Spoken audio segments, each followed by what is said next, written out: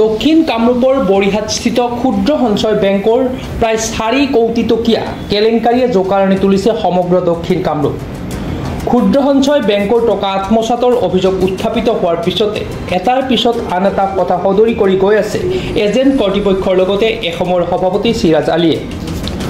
অভিযোগ প্ৰতি অভিযোগৰ পিছতে আজি পুনৰ সংবাদমেলযোগে সততে নাম উত্থাপিত হোৱা চিৰাজ আলীয়ে সদৰি কৰিলে সমস্ত কথা। মই আজি যোৱা 14 তাৰিখে এটা হেৰিত মই দেখিছোঁ আপোনালোকৰ সংবাদ মাধ্যমৰ জৰিয়তে যে মোৰ বিৰুদ্ধে কিছু ব্যক্তি মানে অপযোগ আনিছে, বদনাম কৰিছে। আৰু লগতে যোৱাকালি মই দেখিলোঁ আমাৰ এজেণ্টসকলে আপোনালোকৰ সংবাদ মাধ্যমৰ জৰিয়তে মানে মুখত টানি তেওঁলোকে কিছু কথা কৈছে। তাৰ বাবে আজি আপোনালোকক মই নিমন্ত্ৰণ জনাইছিলোঁ। এতিয়া কথা হ'ল, মই যোৱাকালি কথা কৈছোঁ, মোৰ কথা হ'ল মই অহা আজি প্ৰায় 1.5 বছৰ হ'ল। আপোনাক আগতেও কৈছোঁ, আজিও কৈছোঁ, যোৱা 24 ফেব্ৰুৱাৰীৰ 23 তাৰিখে মই ৰিজলিউশ্যন দিছোঁ আৰু বিভাগীয় হিচাপে মোক 10 দিন পিছত 3 তাৰিখে মাৰ্চত মানে মোক বিভাগীয় হিচাপে মোক ৰিলিজ দিছে।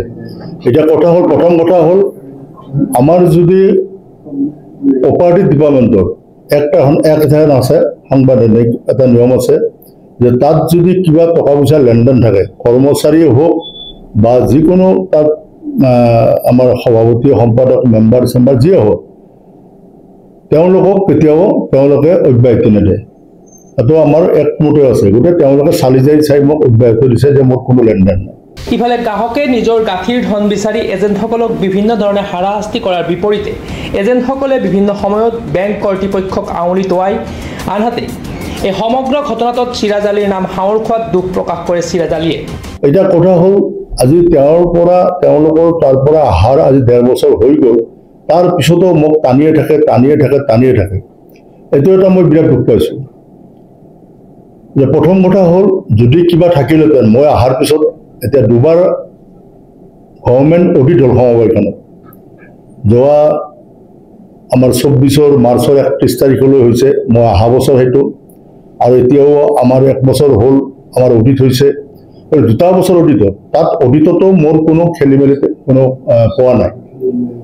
গতিকে তাৰপিছত আমি এই বিত্ত লেনদেনবিলাকত আজি আমাৰ ইয়াত সম্পাদক ডাঙৰীয়া আছে, টকা পইচাৰ ক্ষেত্ৰত আমাৰ কমিটিৰ কোনো তাতে হাত নাথাকে।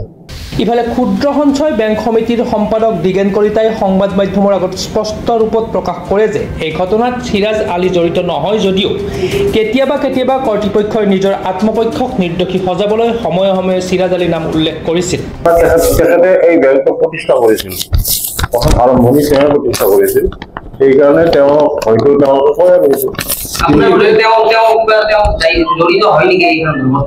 না পইচা পাতি খালি জড়িত নহয়। এতিয়া লোন দিছিল, লোন তেওঁলোকৰ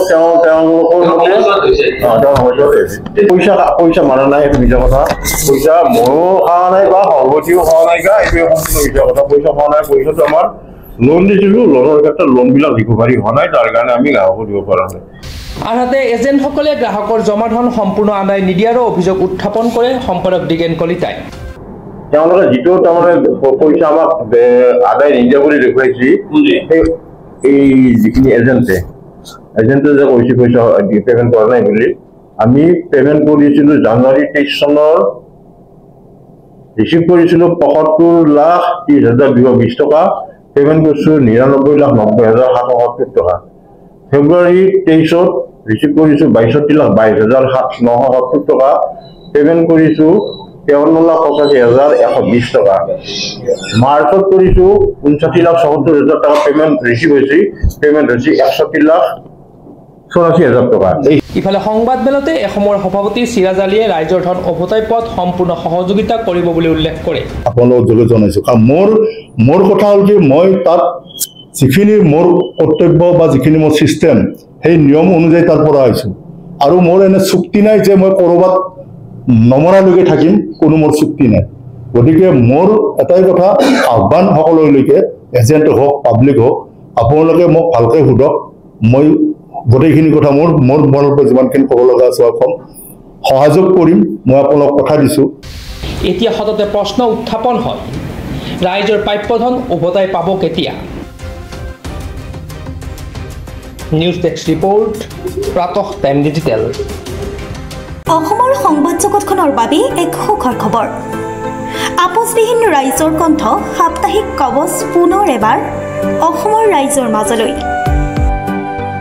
স্বত্বাধিকাৰী প্ৰণীতা কলিতাৰ দ্বাৰা প্ৰকাশিত আৰু আপোচবিহীন একাংশ নপুৰণি অভিজ্ঞতাপুষ্ট সাংবাদিকৰ দ্বাৰা প্ৰচাৰিত তথা eco printing press Guwahati Katabari গড়চুকত মুদ্ৰিত সাপ্তাহিক কবচ এতিয়া অসমৰ বিভিন্ন প্ৰান্তত উপলব্ধ আমাৰ ঠিকনা মুখ্য কাৰ্যালয় অসম ফৰেষ্ট স্কুল হৰি মন্দিৰ পথ গুৱাহাটী আৰু উপ কাৰ্যালয় Kalita market Bijoynagar Kamrup Assam mobile number হৈছে 9435114666 7002472813 আমাৰ ইমেইল আইডি হৈছে kobos2025@gmail.com